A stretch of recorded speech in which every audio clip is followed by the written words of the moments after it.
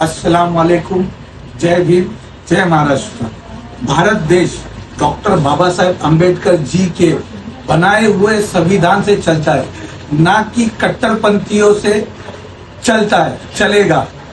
मैं आसिफ अहमद शेख भारत देश के और महाराष्ट्र के सभी लोगों से कहना चाहता हूँ कि 18 मार्च 2025 को महाराष्ट्र के नागपुर में जो दर्दनाक घटना घटी वह एक सोची समझी साजिश थी।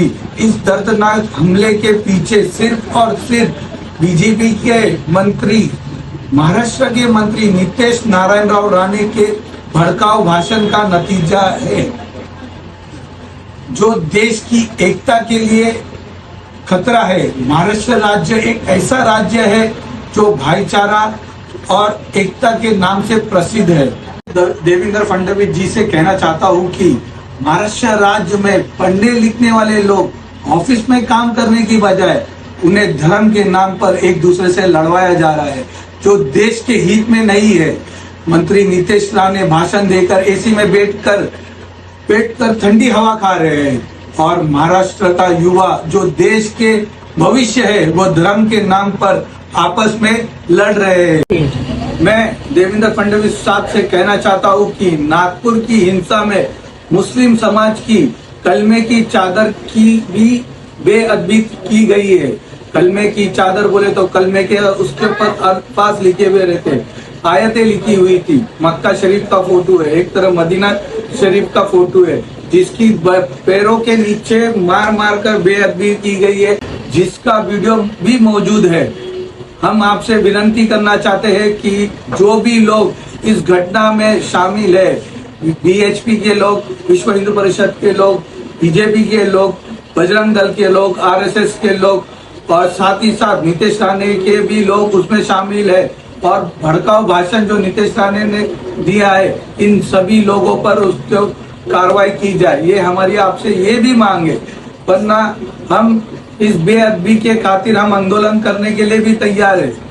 नागपुर हिंसा में एक तरफा कार्रवाई ना करें। जो लोग हिंसा के जिम्मेदार है, चाहे वो कोई भी धर्म के हो, उन पर कठोर से कठोर कार्रवाई होनी चाहिए।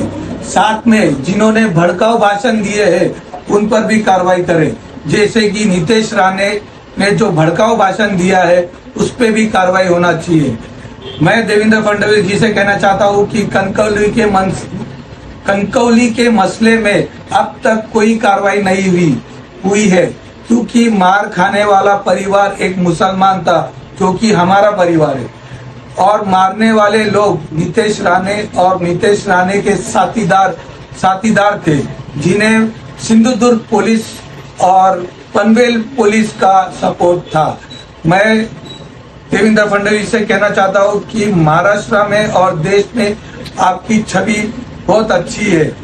आपसे मैं न्याय मांगता हूँ कि आप नितेश राणे की सदन से हकालपट्टी करे, मंत्री पद से हकालपट्टी करे, उसके ऊपर कार्रवाई करे। मुसलमान देश में शांति चाहता है, अमन चाहता है, लेकिन नितेश राणे के बयानबाजी से मुसलमान आहत हो रहा है।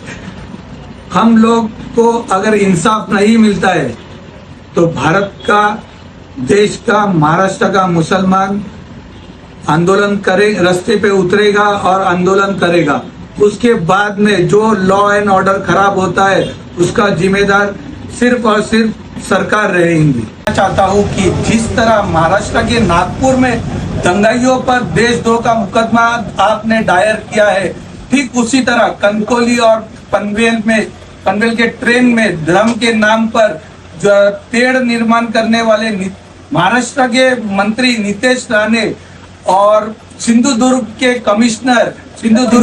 एडिशनल कमिश्नर, कनकौली पुलिस स्टेशन और पनवेल पुलिस स्टेशन के सीनियर पीएसआई पर भी देशद्रोह का मुकदमा दायर किया जाए, ये हमारी मांग है। अगर आप दायर नहीं करते हैं तो आने वाले दिनों में हम आंदोलन करेंगे, रास्ते पे उतरेंगे, आंदोलन करेंगे और आपके बंगले के सामने मैं और मेरा परिवार अपने आप को जला के खाक कर देगा न्याय के लिए। मैं देवेंद्र फडणवीस साहब से कहना चाहता हूँ, अगर हमारी मांग अगर पूरी नहीं होती है तो हम लोग जंतर मंतर दिल्ली में भी जाकर लोकसभा और राज्यसभा के सामने भी प्रदर्शन करेंगे। अगर आपसे गृह मंत्रालय संभाले नहीं जाता है तो आप इसका इस्तीफा दे दे और इसका कार्यकाल मुझे दे दे। मैं आपको बताता हूँ कि गृह मंत्रालय किस तरह संभाला जाता है और किस तरह आरोपियों पर कार्रवाई की जाती है।